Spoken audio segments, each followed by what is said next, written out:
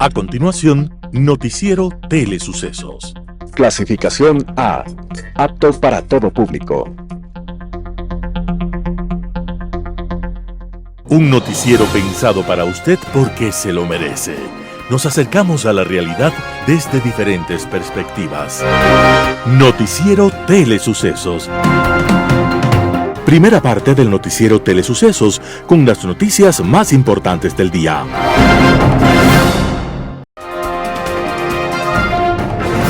Un día como hoy. La llegada de los españoles a América es el acontecimiento más importante, el más trascendental en la historia del mundo. Aquellas gestas están marcadas por la condición humana. Entre sus páginas vibrantes se encuentran la mezquindad y el heroísmo, la traición, el amor, la dignidad, el sacrificio. Y en esa lucha de ideas y de sueños, de feroces ambiciones, hubo héroes cuyos nombres deberían escribirse con fuego en la memoria de los pueblos. Uno de ellos se llamó Lautaro, bravo combatiente del pueblo indígena mapuche, capaz de descubrir que su lucha no era contra supuestos dioses, sino contra seres humanos. En sus arengas, Lautaro recordaba estas verdades irrefutables. Los españoles no son dioses. Ellos se cansan, sufren y mueren como sus caballos. No existen seres invencibles. Y los españoles y sus caballos son tan pocos que no podrán reorganizarse en caso de desastre. Ellos están lejos de su tierra. No podrán cruzar la mar ni las montañas para traer más invasores. ¡Ataquemos! ¡Ataquemos siempre sin dejarlos descansar! Durante 4 años consecutivos, Lautaro y sus combatientes fueron una pesadilla para el enemigo. Y al final, un traidor, cuyo nombre desconoce la historia, reveló el lugar de su campamento. Y Lautaro murió tras una fiera batalla que se prolongó más de 5 horas. Fue un día como hoy, 1 de abril de 1557. Lautaro tenía tan solo 23 años. Y más allá de su destino final, nos queda a todos la huella de su vida y de su ejemplo. Las principales noticias del día. Titulares. Presidente Noboa notificó al Consejo Nacional Electoral que hará proselitismo hasta el final de la campaña. Gobierno extiende tarifa del impuesto a la salida de divisas al 0% hasta el 30 de abril de 2025. Segunda vuelta electoral en Ecuador, así se notificará la sanción a quien tome fotos de la papeleta. Los editoriales serán de Martín Pallares y si Luisa era la queridita, Miguel Rivadeneira, engaño a militares. Noticias del día. Presidente Noboa notificó al Consejo Nacional Electoral que hará proselitismo hasta el final de la campaña. El presidente de Ecuador, Daniel Noboa, y también candidato a la reelección, notificó mediante una carta al Consejo Nacional Electoral, CNE, que estará cumpliendo actividades proselitistas hasta el 10 de abril del 2025, cuando concluye la campaña para la segunda vuelta electoral. La presidenta del CNE, Diana Tamaín, informó este 31 de marzo que Noboa inicia esta suerte de licencia desde el mediodía del domingo 30 de marzo hasta las 23:59 del 10 de abril, cuando se cierra oficialmente el periodo de campaña. En la misiva, Noboa especifica que realizará actividades de campaña en su rol de candidato presidencial y conforme la ausencia temporal del cargo de presidente de la República. Esta figura está contemplada en el artículo 146 de la Constitución y se establece que en caso de ausencia temporal en la presidencia de la República, lo reemplazará quien ejerza la vicepresidencia. En tanto, mediante el decreto ejecutivo 588, firmado el sábado 29 de marzo, el presidente Noboa designó como vicepresidenta de la República a la economista Cynthia Gelliver Mora, quien actualmente se desempeñaba como secretaria general de la Administración Pública y Gabinete de la Presidencia de la República. Se aclaró que la designación estará vigente durante el periodo que dure la ausencia temporal de Verónica Abad, a quien se le suspendieron sus derechos políticos por 2 años, al haber sido sentenciada por el Tribunal Contencioso Electoral TCE por violencia política de género. Gobierno extiende tarifa del impuesto a la salida de divisas al 0% hasta el 30 de abril de 2025. Mediante el decreto ejecutivo 589, el presidente Daniel Noboa dispuso la extensión hasta el 30 de abril de 2025 de la tarifa del 0% en el impuesto a la salida de divisas para las subpartidas arancelarias establecidas por el Ministerio de Economía y Finanzas. El beneficio tributario había sido establecido en diciembre del año anterior como medida compensatoria a los sectores que habían sido afectados por los racionamientos eléctricos debido a las condiciones climáticas en el país. La medida estuvo vigente desde enero y tenía plazo vigente hasta este 30 de marzo. El presidente Daniel Noboa amplió la vigencia de la tarifa debido a las condiciones económicas y sociales que afectan al país, como las inundaciones en el litoral y el derrame petrolero ocurrido en Esmeraldas el 13 de marzo de 2025. El Ministerio de Economía y Finanzas había determinado que el beneficio del 0% aplicaba desde enero para subpartidas de productos farmacéuticos importados y un 2.5% para otros recursos como materias primas, bebidas o alimentos, entre otros. Para esta ocasión, en la tarifa del impuesto a la salida de divisas al 0%, también se incluyeron productos agrícolas, para lo cual el decreto dictamina que el Ministerio de Agricultura y Ganadería deberá establecer cuáles serán los insumos que se acogerán a la exoneración. De igual manera, el Ministerio de Economía y Finanzas deberá establecer la reglamentación y actualización del listado de subpartidas que tendrán la rebaja en el impuesto a la salida de divisas. Segunda vuelta electoral en Ecuador. Así se notificará la sanción a quien tome fotos de la papeleta. El control del cumplimiento de la prohibición del uso del teléfono celular para tomar fotos de las papeletas de votación en la segunda vuelta electoral de Ecuador quedó a cargo de los integrantes de las juntas receptoras del voto. Este 31 de marzo, el Consejo Nacional Electoral, CNE, explicó el mecanismo de control que se aplicará durante los comicios del 13 de abril del 2025. Una vez que el ciudadano entrega la cédula o el documento de identificación habilitante, el secretario de la mesa le dirá: recuerde que no puede tomar fotografía de su voto con ningún aparato electrónico. Sin invadir el espacio de votación, los integrantes de la Junta controlarán que se cumpla la disposición. En el caso de que la persona transgreda la prohibición y tome la foto, la Junta Receptora del Voto le entregará una notificación que se denominará boleta de presunto cometimiento de infracción electoral. La copia de la infracción levantada es entregada al votante y el original al coordinador de mesa, quienes a su vez enviarán a las delegaciones provinciales y estas al Tribunal Contencioso Electoral. En esa instancia, el ciudadano podrá defenderse de la acusación para evitar la multa y la pérdida de los derechos políticos, la sanción vigente para las infracciones electorales graves. Entrevista del día. En Radio Sucesos estuvo Wendy Reyes Chiriboga. Ella es docente y analista política y hace un análisis de la situación política del país. Escuchemos lo que dice. Creo que estamos en un momento muy importante para la democracia ecuatoriana. Estamos ya a 2 semanas de las elecciones. Ha pasado ya una primera semana en donde hemos tenido un debate de los 2 candidatos presidenciales y también una primera semana en donde ya hemos visto a los 2 candidatos de alguna forma dirigirse a sus electores, de estar en territorio, tratando de ganar ese 20% que queda todavía, que no votaron por ninguno de los 2, que votaron por otros candidatos, que votaron nulo, que votaron blanco y que de alguna forma está en juego. Como es una elección tremendamente apretada, entonces este momento es precisamente la oportunidad que tienen cada uno, tanto Luisa González como el candidato presidente Daniel Noboa, para llegar a convencer de por qué tienen que votar por ellos. Creo que eso es lo que vemos ahora crucialmente. No creo que se haya movido mucho el votante, pero creo que estamos en este momento en que todo vale, es decir, todo apunta a que quiera llamar a las personas que no votaron por mí a que voten por mí, y por el otro lado, también los errores se juegan, que otras personas se vayan a la otra candidatura. Sí, bastante apretado y como menciona Wendy, coincido, todo puede pasar este 13 de abril. Ahora, después del debate, usted dice, creo que no se movió nada.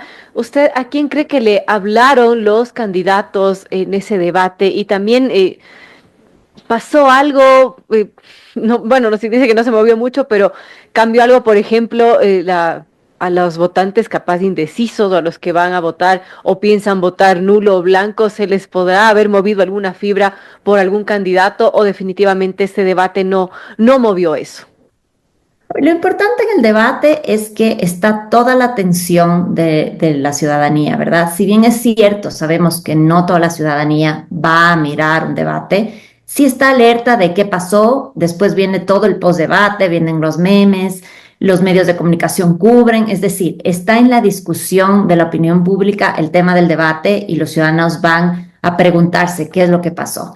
Yo creo que en el debate lo que vimos fueron dos candidaturas que le hablaron a su base. De alguna forma, si bien es cierto, es importante consolidar esa base de votos, que el uno tiene 44.17 y la otra candidata 44, pero hay en juego un 20% y creo que perdieron una oportunidad importante de dirigirse a quienes no habían votado por ellos.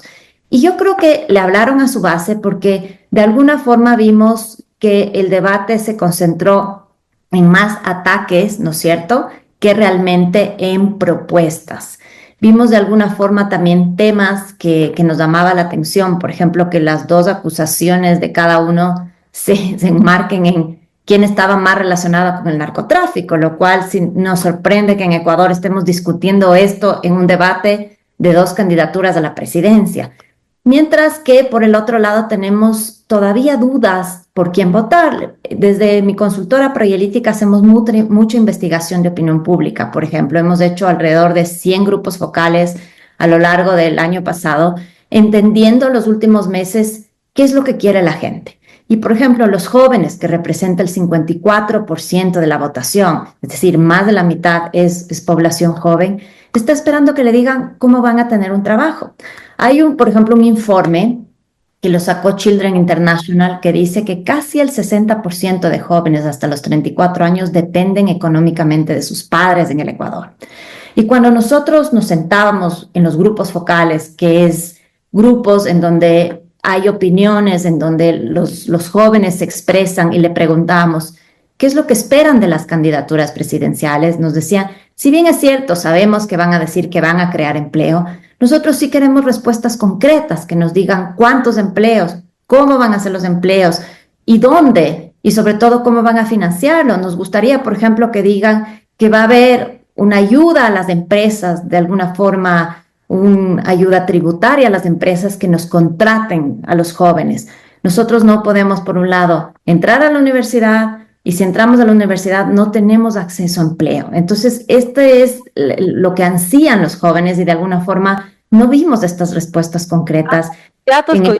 Aunque son de dos tendencias diametralmente opuestas, pero coinciden en que hay que generar empleo. Los cómo fueron los grandes ausentes del debate. Exactamente.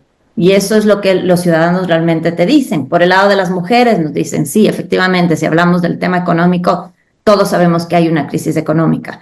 Pero las mujeres nos dicen, nosotros no ganamos igual que los hombres. Bernardo Rillana Heredia, ex viceministro de Finanzas, estuvo en Radio Sucesos. Habló de la importancia de fortalecer la dolarización. Vamos con la nota. Yo creo que lo primero que necesitamos es pensar el contexto de por qué estamos dolarizados.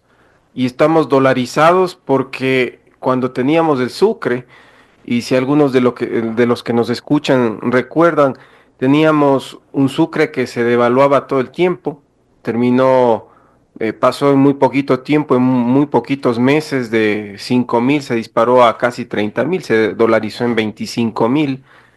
Por otro lado, hay que recordar los episodios que teníamos de inflaciones que llegaban casi al 100%, y tal vez para la gente que nos escucha, que se recuerde que los precios se cambiaban en los supermercados, a veces incluso de la mañana a la tarde, que los salarios que se pagaban, que será un día miércoles, la gente pedía permiso para ir a comprar las cosas de ese mismo día, porque si no las cosas iban cambiando.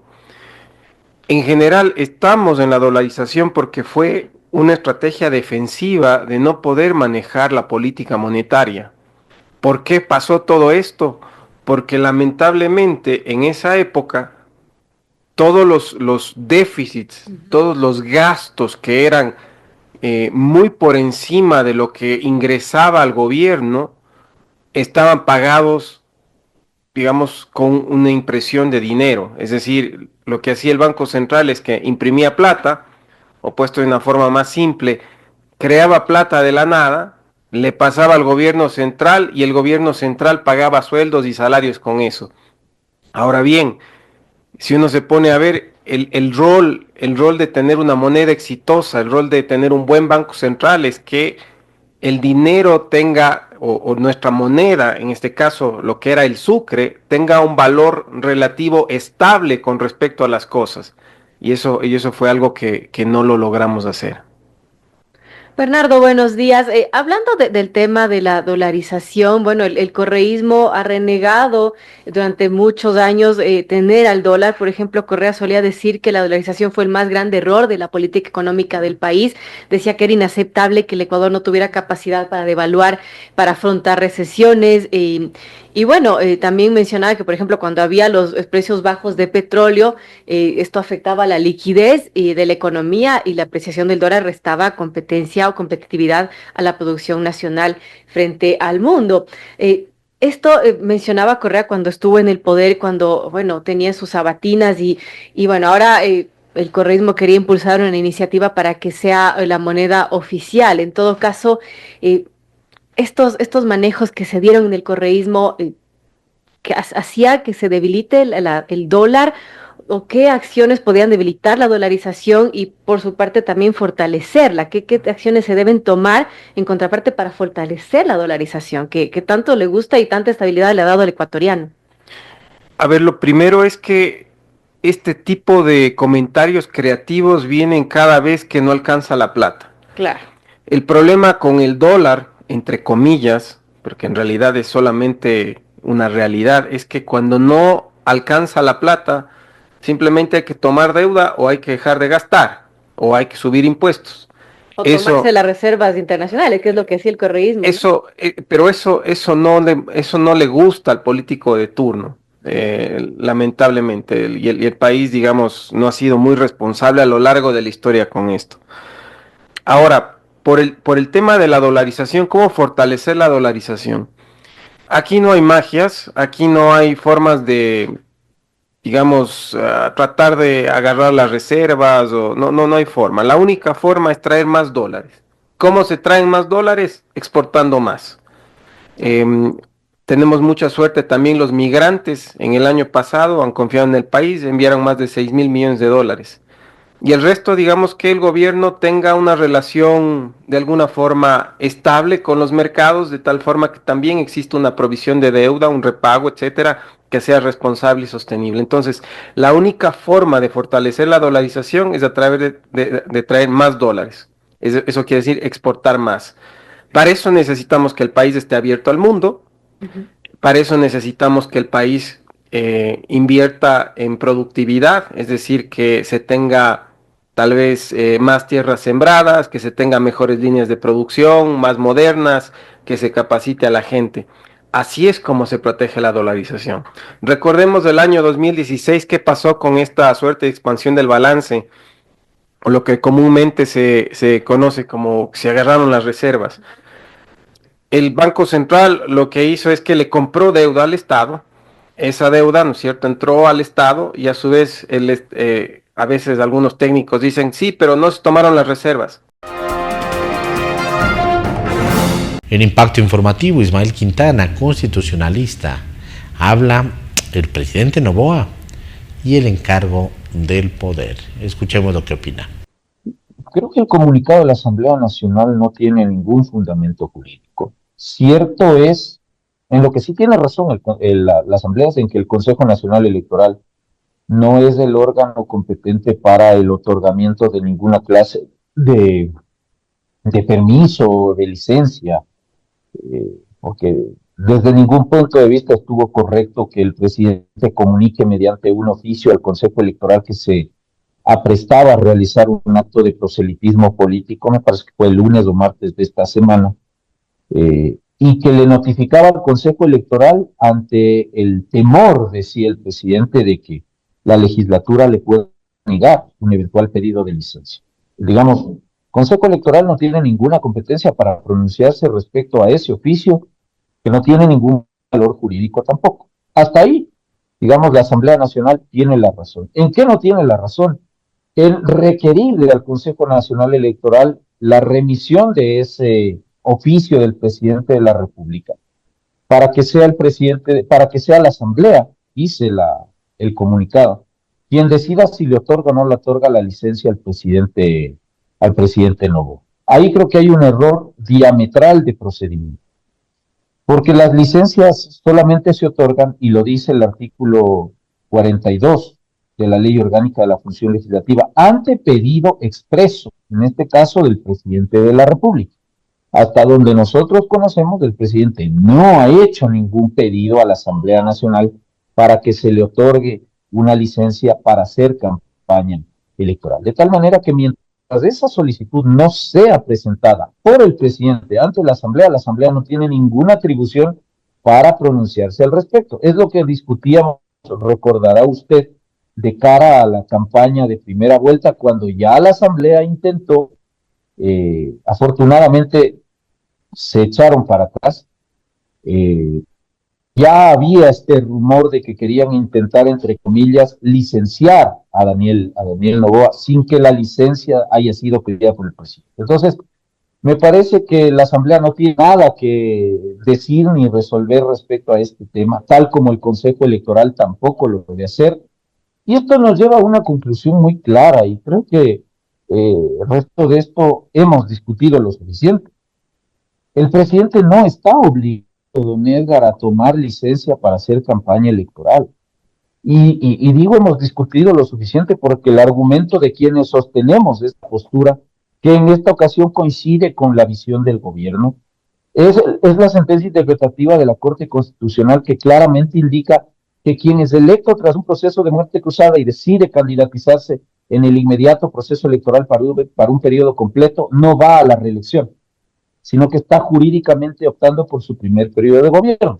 Si la ley electoral, reformada 10 años después de la emisión de este dictamen interpretativo, ley que está jerárquicamente por debajo de las reglas interpretativas de la Corte Constitucional, me indica que la licencia ejercida exclusivamente en los casos de reelección inmediata y para el mismo cargo. Tenemos una respuesta jurídica muy clara. Si la caso de Daniel Noboa no hay reelección porque está completando el periodo que dejó inconcluso Guillermo Lasso y que por lo tanto está yendo recién a su primer periodo, y la regla inferior, que es la ley, me dice que solo en caso de reelección, la conclusión jurídica es muy clara. Daniel Noboa no está obligado a pedir licencia, y si no está obligado a pedir licencia, bueno, entonces no hay ningún órgano que lo pueda licenciar oficiosamente, como veo que pretende hacer tal vez la legislatura. Pero, ya, si hemos entrado en esta discusión, yo creo que es en parte también por errores del equipo jurídico del presidente Noboa, porque aquí habría sido suficiente mantenerse en esta posición, de decir, yo no tengo obligación de pedir licencia, no la voy a pedir, y por lo tanto, permanezca o no la señora Abad en el cargo, eso no me importa como presidente, porque yo no voy a pedir la licencia, por las razones que hemos conversado. Resulta que el presidente y su equipo jurídico empiezan a zigzaguear, que no la licencia, que bueno, licencia por fuerza mayor por unos días del fin de semana. Ahora resulta que como a la vicepresidente se le ha suspendido en el ejercicio de sus derechos políticos, ahora sí barajo la posibilidad de ver si encargo la presidencia, si sea el fin de semana o como vimos en esta semana, porque me voy a hacer unas 2 horitas o 3 horitas del fin de la jornada campaña electoral. Hace un año el Consejo Metropolitano expidió la ordenanza número 071-2024 para la promoción, prevención, atención y gestión comunitaria de la salud mental en el Distrito Metropolitano de Quito. Así se llama la ordenanza y es con el objetivo de fortalecer el bienestar emocional de la ciudadanía. Esa ordenanza fue emitida por la Comisión de Salud, que está presidida por el concejal Andrés Campaña, y le hemos invitado al concejal. Siempre es un gusto tenerle aquí y atiende gentilmente también los pedidos de entrevista. ¿Cómo está, Andrés? bienvenido a este espacio. Un año de que se expidió la ordenanza que tiene relación, y usted me corregirá, creo que es la primera en el país o la primera iniciativa relacionada con el tema de la salud mental. Así es. Buenas noches, querido David. Un abrazo afectuoso para usted, para quienes conforman Telesucesos y fundamentalmente a la audiencia que nos está observando. En efecto, hace un año atrás, nosotros, luego de un proceso muy participativo, en el cual más de 23 organizaciones de la sociedad civil, entre ellas universidades, entre ellas la Organización Panamericana de la Salud, ONGs, participamos en la construcción de esta normativa metropolitana, que además es pionera, porque por un lado, en enero del año pasado entró en vigencia la Ley de Salud Mental, y la Ley de Salud Mental establecía que todos los gobiernos autónomos descentralizados del país cuenten con política pública normativa en materia de salud mental. Esa ley de salud mental fue ¿en qué mes del año pasado? En enero del 2024. Y ustedes ya venían trabajando, de manera que en 2 meses después de la ley prácticamente ya pudieron aprobar la ordenanza. Con un tema adicional. Ajá. De hecho, la ordenanza de salud mental fue trabajada mucho antes y además se presentó una condición jurídica sin lugar a duda inesperada. La Asamblea Nacional, previo a la muerte cruzada, aprobó la Ley de Salud Mental. Esta Ley de Salud Mental luego pasó a manos del expresidente Guillermo Lasso. El presidente Guillermo Lasso en ese momento objetó parcialmente la ley y luego ya no había asamblea y no había quien tramite la objeción presidencial. Entonces, una vez que se objetó la ley, solo faltaba que se conforme la Asamblea Nacional para que la nueva Asamblea Nacional tramite. Entonces, asumió funciones la nueva Asamblea Nacional y uno de los primeros temas que trabajó fue la Ley de Salud Mental. Mientras tanto, nosotros que ya conocíamos el contexto de la ley, que muchas de estas 23 organizaciones habían trabajado en la ley, también trabajábamos de forma paralela ya en su cumplimiento. Es así que en marzo del año pasado se aprobó la ley de la ordenanza de salud mental por unanimidad del Consejo Metropolitano, reconocer públicamente el apoyo del alcalde, de los colegas concejales, y esta ordenanza evidentemente buscaba atender uno de los problemas más invisibles pero más importantes de la ciudadanía. Para esta ordenanza también se construyó la primera encuesta de salud mental, y esta primera encuesta de la salud mental nos dio datos relevantes. Por ejemplo, 1 de cada 4 quiteños tenemos un problema de la salud mental. 1 de cada 4 quiteños, y refiriéndonos a quiteños como los habitantes de Quito, ¿no? Sí. Ajá. Que se expresan básicamente en problemas como depresión, como ansiedad o ataques de pánico. El 25%. Exactamente, el 24% es el porcentaje. A eso hay que considerar de que hay otros elementos que también afectan nuestra salud mental y que son muy comunes. Por ejemplo, el 91% de quienes vivimos en Quito tenemos problemas de estrés. Y el ¿Qué, perdón? ¿Cuál porcentaje de estrés? 91%. 91%, casi todos. Casi todos. Ya. Y el 73% de los quiteños tenemos algún problema de irritabilidad. Es por eso que, por ejemplo, nuestras calles y avenidas mucho más a veces se parecen a una selva en que uno le pita al otro, si le quiere uno poner la direccional, el otro carro acelera. Entonces son problemas que tienen como un trasfondo la salud mental. ¿Y se encadenan, por ejemplo, la irritabilidad con el estrés? ¿O bien la irritabilidad es producida por ese efecto de estrés también? Sí, puede haber lazos concatenantes, pero no necesariamente. No necesariamente. Entonces, esas son las estadísticas que teníamos hace un año atrás, y frente a eso, evidentemente, no podíamos cruzarnos de brazos. Se aprobó la ordenanza de salud mental, pero aquí un tema que también es importante mencionar. Nosotros hemos buscado y hemos trabajado a lo largo del año para que no quede simplemente en letra muerta, como pasa con muchas ordenanzas. Así es. Y ahí tengo también que agradecer públicamente el apoyo de la Secretaría de Salud, el apoyo de otras instituciones municipales que asumieron este enorme compromiso, que de hecho ya tenían políticas públicas y que hoy estas políticas públicas se han fortalecido.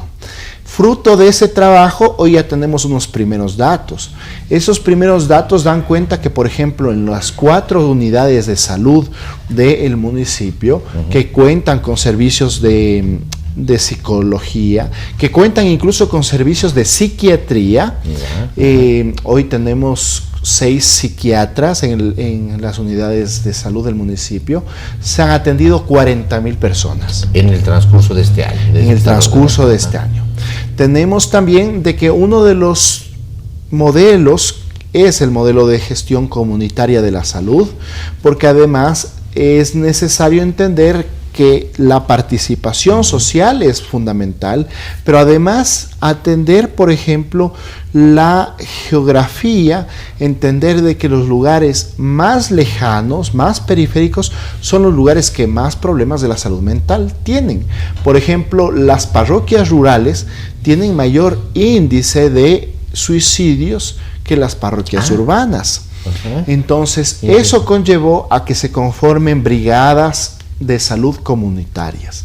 En esas brigadas de salud comunitaria son 160,000 personas que han sido atendidas. Y finalmente, un hecho novedoso fue la ejecución de la teleconsulta. Hoy tenemos, a través de la línea telefónica, ya sea de emergencia, el 911, también contamos con un equipo de psicólogos de carácter permanente en el ECU 911, 24 horas del día, los 7 días de la semana, para atender emergencias psicológicas. Y también la ciudadanía puede llamar al número 101, en donde pueden comenzar a recibir atención a través de teleconsulta o, en su caso, el agendamiento para la atención en las unidades de salud de forma gratuita. En esta materia. 101 es el número. 101. Desde celular, desde convencional, 101. 101.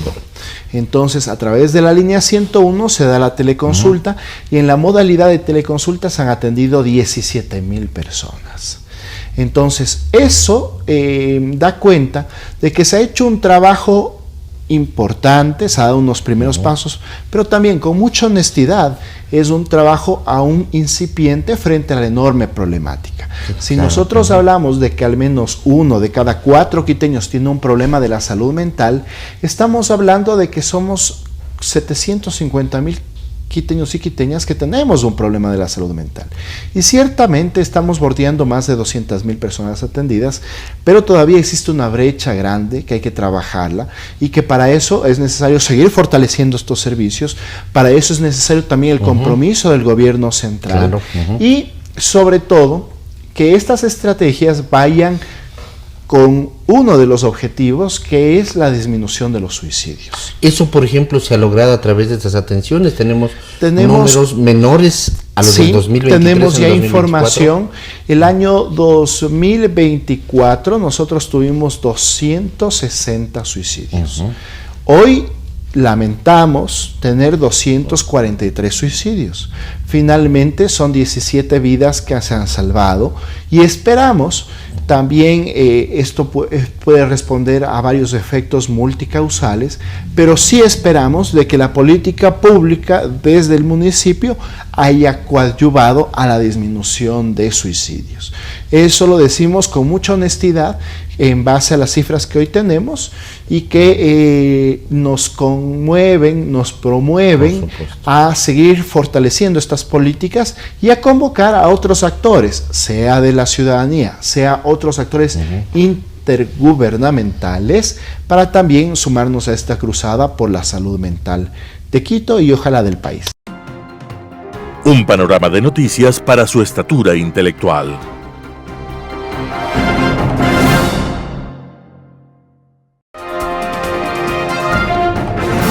Editorial. ¿Y si Luisa era la queridita? Artículo de Martín Pallares publicado en Diario El Expreso. Que la salud mental de un presidente o de un candidato presidencial se la trate abierta y responsablemente no debería alarmar a nadie. Es más, se trata de un asunto de interés público que no puede ser marginado ni de la conversación nacional, ni de la comunicación de un gobierno o una campaña presidencial. Por eso, la salud mental en estos casos no puede ser ni secreto ni tabú. El caso del presidente chileno Gabriel Boric no puede ser más claro. Él habla abiertamente sobre el trastorno obsesivo compulsivo que sufre e incluso ha informado sobre las implicaciones de su condición y sobre su tratamiento. No es de sorprenderse. Chile es el segundo país del mundo donde más atención se da al tema de la salud mental y menos se estigmatiza a quienes la sufren. Muy distinto es cuando un político ataca a alguien por su condición o su supuesta condición de salud mental para descalificarlo y humillarlo. Ese es el caso de Luisa González durante el debate.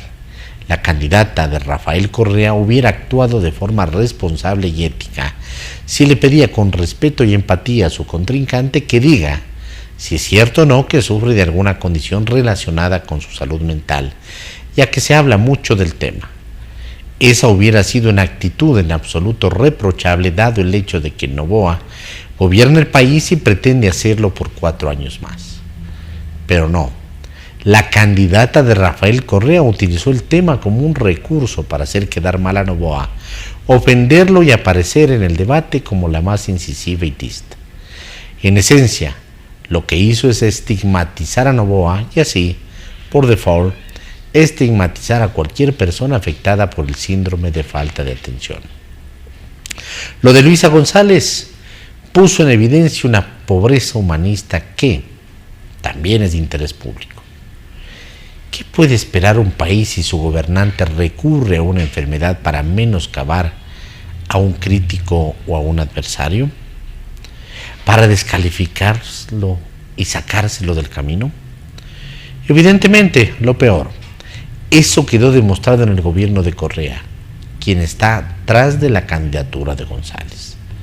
Lo del debate aún fue peor con el queridito que la candidata lanzó luego de la frase relacionada con el supuesto déficit de atención de Noboa. ¿Se imaginan el petardo que hubiera estallado si era Noboa el que la llamaba a Luisa queridita? La calidad humana también es un tema de interés público. Artículo de Martín Pallares publicado en Diario El Expreso. Engaño a militares. Miguel Rivadeneira, El Universo. Uno de los temas que quedó claro en el último debate entre los candidatos presidenciales finalistas fue la demagogia y el engaño a militares y policías al prometer el fortalecimiento de las Fuerzas Armadas y la policía cuando precisamente los hechos ocurridos durante los 10 años del gobierno de la Revolución Ciudadana evidencian cómo se debilitó seriamente a las dos instituciones. Se le restó sus capacidades, se dividió, confrontó e indispuso a la tropa contra los oficiales en una institución jerarquizada, piramidal y con grados que establecen antigüedad y superioridad, pero se pretendió imponer la igualdad. Los militares especialmente tienen dos valores fundamentales, honor y dignidad. Y no puede olvidarse que durante esos 10 años les pisotearon, humillaron, debilitaron, dividieron y deben tener presente que juraron defender a la patria y no a un gobernante. Contrariamente a lo que ya hicieron, la candidata de la Revolución Ciudadana ofreció fortalecer a la institución y paralelamente anunció que reconocen a la dictadura oprobiosa de Venezuela que transformó a las Fuerzas Armadas en aliados del gobierno vinculados al narcotráfico con el postulado en los cuarteles de patria, socialismo o muerte. ¿Quisieran que eso ocurra y que dejen de ser las Fuerzas Armadas profesionales que han sido? Los militares activos y pasivos nacionales debieron solo recordar que durante ese gobierno también debilitaron y casi liquidan al Instituto de Seguridad Social de las Fuerzas Armadas, ISFA, sostén de la salud y de las pensiones mensuales de retiro, y hasta ahora subsisten problemas. En el 2016 hicieron aprobar en la Asamblea la mal llamada Ley de Fortalecimiento al Seguro Social de las Fuerzas Armadas, que fue de su debilitamiento al punto que años después la Corte Constitucional declaró su inconstitucionalidad parcial. Dispuso que sea la legislatura, con las propuestas que formulen el ISFA y también el ISPOL, que tramiten y aprueben, pero hasta el día de hoy se sigue esperando. Les conculcaron sus derechos, les quitaron las empresas adscritas a las Fuerzas Armadas que administraban, el caso de la compañía de aviación TAME y tantas otras más, hasta llevarles a la quiebra y la desaparición cuando en sus manos generaban utilidades. Con esos ingresos se ayudaban a financiar en cada una de las fuerzas. Desmantelaron a las unidades especiales de inteligencia militar y comenzaron a espiar a políticos y a todos quienes discrepaban y criticaban, que fueron calificados del enemigo, a los que les persiguieron y hasta les encarcelaron luego del show que protagonizara con los hechos del 30 de septiembre. En el 2010 se produjo el asesinato de un excomandante de la FAE. Incluso por años no se ha cerrado aún el juicio contra militares y policías por supuestos crímenes de lesa humanidad. En la policía también se debilitó a la inteligencia y se eliminó unidades de élite como la ULCO, la Unidad de Lucha contra el Crimen Organizado, y luego se cosecharon los resultados con la presencia de grupos delincuenciales y mayor presencia de bandas y del narcotráfico. Aun cuando no sean deliberantes, despiertan y recuerden con honor, dignidad y amor por la patria que no pueden reeditarse páginas oscuras en la vida institucional. Hoy están en la obligación de contribuir en el cumplimiento de un proceso limpio y transparente en la segunda vuelta presidencial. Miguel Rivadeneira, El Universo. Noticias internacionales. Aumenta a 1.700 la cifra de muertos por el terremoto en Myanmar. El número de muertos por el terremoto que sacudió Myanmar el viernes ha aumentado a más de 1.700 debido a que se han sacado más cadáveres de entre los escombros, según el ejército del país. Según una publicación en las redes sociales de la embajada china, en las primeras horas del lunes 4 personas fueron rescatadas de entre los escombros. Un portavoz del gobierno declaró a los medios locales que otras 3.400 personas han resultado heridas y más de 300 se encuentran desaparecidas. El epicentro del terremoto de magnitud 7,7 del viernes, que se produjo cerca de Mandalay, derrumbó muchos edificios de la ciudad y dañó su aeropuerto. El domingo, una réplica de 5,1 volvió a sacudir la zona. Las labores de rescate se han visto obstaculizadas por los puentes derribados, las carreteras dañadas, las comunicaciones poco fiables y una guerra civil en curso. Según los medios de comunicación locales, muchas personas se han quedado durmiendo en la calle por miedo a las réplicas o bien porque sus casas se han venido abajo. Mientras tanto, la resistencia de Myanmar anunció el sábado un alto el fuego parcial para facilitar las labores de rescate. En la vecina Tailandia se han confirmado la muerte de al menos 18 personas desde el terremoto del viernes. El lunes por la mañana continuaban las labores de búsqueda en un edificio de gran altura de Bangkok, que se derrumbó mientras decenas de personas siguen desaparecidas, según las autoridades.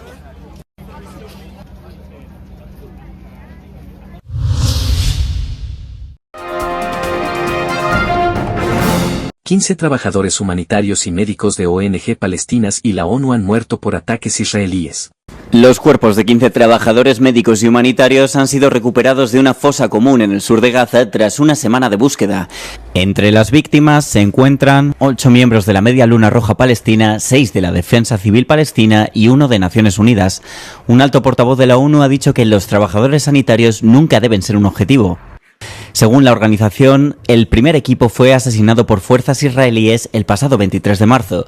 Los equipos de emergencia enviados a buscar a los trabajadores también fueron aniquilados por el ejército israelí. Sus restos fueron descubiertos por sus colegas en la ciudad meridional de Rafah.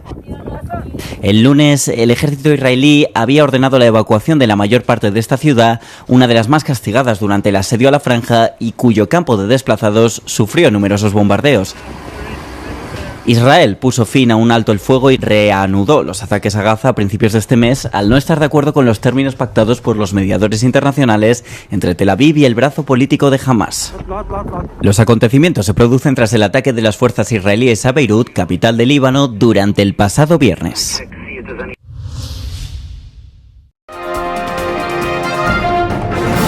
Ucrania conmemora el tercer aniversario de la masacre y la liberación de Bucha. Funcionarios, soldados y residentes ucranianos se reúnen para conmemorar el tercer aniversario de la liberación de la ciudad de Bucha de las fuerzas rusas. Las tropas ocuparon rápidamente la ciudad a solo 35 kilómetros de la capital, Kiev, poco después de lanzar su invasión a gran escala en febrero de 2022. La ocupación duró aproximadamente un mes, hasta que los soldados ucranianos lanzaron una contraofensiva y repelieron a las fuerzas rusas. Cientos de soldados murieron, pero su legado sigue vivo.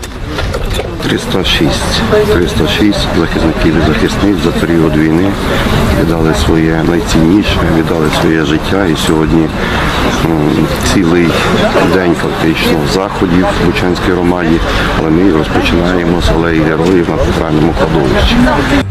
Pero lo que descubrieron al regresar a la ciudad fue espeluznante, convirtiendo rápidamente a la ciudad en el epicentro de las atrocidades de la guerra. Se descubrieron fosas comunes de cientos de civiles y se documentaron miles de crímenes de guerra durante los 33 días de ocupación rusa. Los recuerdos aún atormentan a muchos residentes de esta ciudad, que a su vez exigen a las autoridades que no hagan concesiones en los esfuerzos de alto el fuego en curso. У нас столько ребят похоронил своих бойцов. Как? За что они воевали? Чтобы отдать вот эти территории. У нас в Конституции записано, что это наши территории. Это что мы должны сганьбить нашу Конституцию и это самое, и отдать вот это врагу это все. Тому я считаю, что нет. Нет, ни в коем разе. El presidente de Ucrania, Volodymyr Zelensky, acusa a Rusia de paralizar el alto el fuego para apoderarse de más territorio ucraniano. Kiev afirma que sus servicios de inteligencia indican que Rusia se dispone a lanzar una nueva ofensiva militar en las próximas semanas para reforzar su posición negociadora.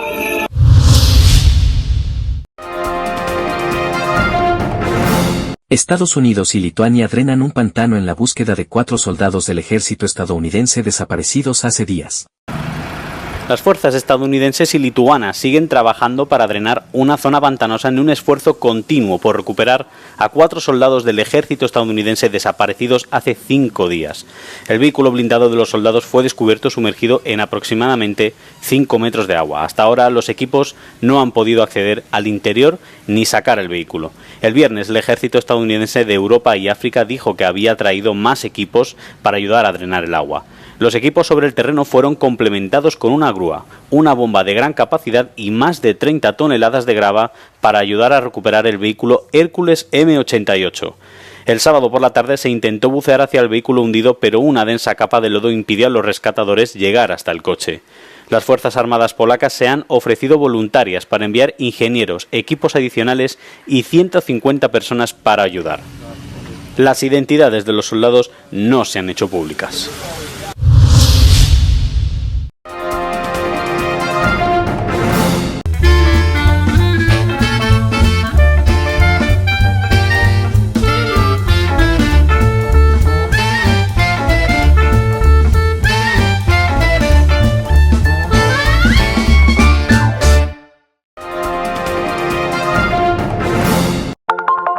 Telesucesos, Canal 29 UHF de la ciudad de Quito.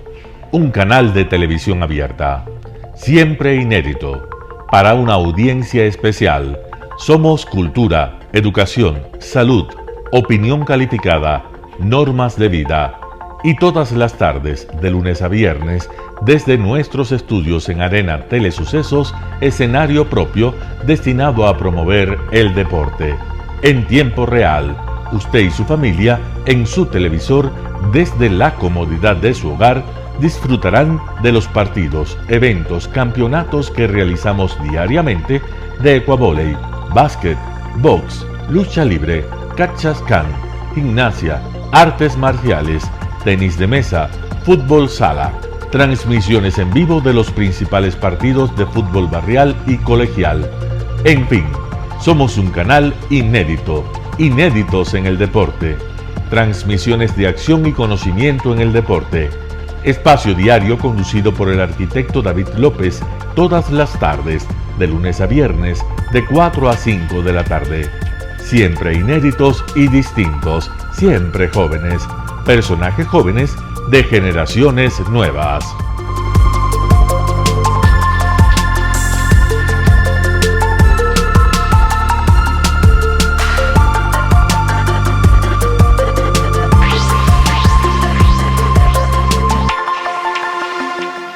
El término arena dejó tiempo atrás de ser sinónimo de muerte.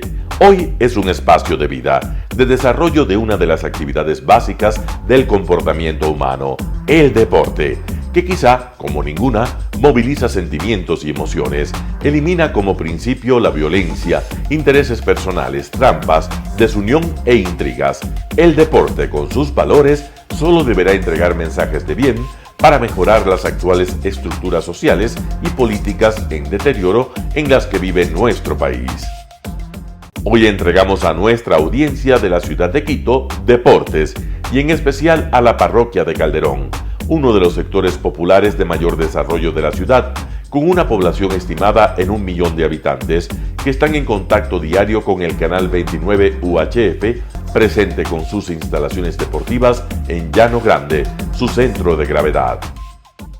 Telesucesos, desde nuestro estudio principal y en el de Arena Telesucesos, es el único medio de televisión que transmite de lunes a viernes 4 horas diarias de diversos eventos y novedades deportivas: el ecuavóley, básquet, tenis de mesa, halterofilia, taekwondo, esgrima, box, cachascán, gimnasia olímpica. Pueden ser observados en Canal 29 UHF y en todas las redes sociales en su televisión, sin ningún costo, desde la comodidad de su hogar, en nuestro canal y en las redes sociales. Arena Telesucesos es el escenario en donde el deporte tiene vida. Nuestros invitados y jugadores están en la cancha junto a usted y como nunca antes en la pantalla de su televisor, acercándole a un espectáculo inolvidable de luz, color y fiesta. Por fin usted encuentra el deporte que practica y que nunca es transmitido ni considerado por otros medios de comunicación con la importancia que nosotros le damos. El ecuavóley es el gran protagonista en una cancha con todos los estándares y comodidad para su práctica. Es el único deporte ecuatoriano con partida de nacimiento ecuatoriana. Somos inéditos, nos acercamos al deporte popular de nuestra gente que comparte nuestros esfuerzos. En Arena Telesucesos, aparte del atractivo de los eventos deportivos que transmitimos con nuestra señal a los televisores de su hogar, también entregamos muchos de los valores que encierra el deporte y en especial privilegiamos nuestra identidad nacional en el ecuavóley, jerarquizando su presencia como el deporte con partida de nacimiento en nuestro país. Telesucesos no solo entrega en su programación de deportes un espectáculo, sino que impulsa, privilegia y exige a quienes participan que sean parte de los valores y méritos que el deporte encierra: esfuerzo, superación, perseverancia, respeto, solidaridad, compañerismo, disciplina, puntualidad, sana competencia, honradez en la cancha y fuera de ella. La práctica deportiva siempre generará beneficios positivos para su cuerpo y entregará salud estable, pero refuerza además la identidad personal y premia siempre el éxito conseguido. Estamos entregando a nuestra ciudad con Arena Telesucesos un esfuerzo más de un medio que es fiel a su identidad y que a través de sus contenidos de salud, cultura, opinión calificada y ahora deportes, pretende difundir lo que, aparte del entretenimiento, requiere nuestra gente. Lo hasta ahora realizado está hecho con mucho esfuerzo, pasión y el entusiasmo de nuestra parte, de nuestros empleados, trabajadores y pequeños empresarios que creen en nuestras motivaciones. Hemos dado los primeros pasos para este proyecto que seguiremos haciéndolo gracias a ustedes. ¿Cómo llegar? Nuestras instalaciones se encuentran en el norte de la ciudad, en un sector de gran crecimiento y desarrollo urbano al que se accede a través de la vía E35, más conocida como la Avenida Panamericana Norte. Desde el centro comercial El Portal, a 2 kilómetros a la derecha, se encuentra la calle García Moreno, antiguo camino a Llano Grande, una arteria en la que se desarrollan dinámicos comercios. Junto al centro comercial Ciudad Alegría, a 100 metros, hemos llegado a nuestras instalaciones, Arena Telesucesos, la cancha del ecuavóley. Telesucesos, siempre inédito, nuestro canal online a la vanguardia tecnológica, 24 horas de programación continua a través de Internet. Telesucesos Internacional. En el Ecuador y en el mundo, Telesucesos Internacional. ¿Cómo lo sintoniza? Ingresando a www.telesucesos.net. Telesucesos Internacional. Telesucesos, el canal de televisión siempre inédito. El noticiero Telesucesos es retransmitido de lunes a viernes a las 7 horas por Radio Planeta Sur 106.1 FM de la ciudad de Loja. Noticiero Telesucesos. Las opiniones vertidas en este espacio por la producción y dirección del programa son de exclusiva responsabilidad de sus autores y de quienes intervienen en ellos.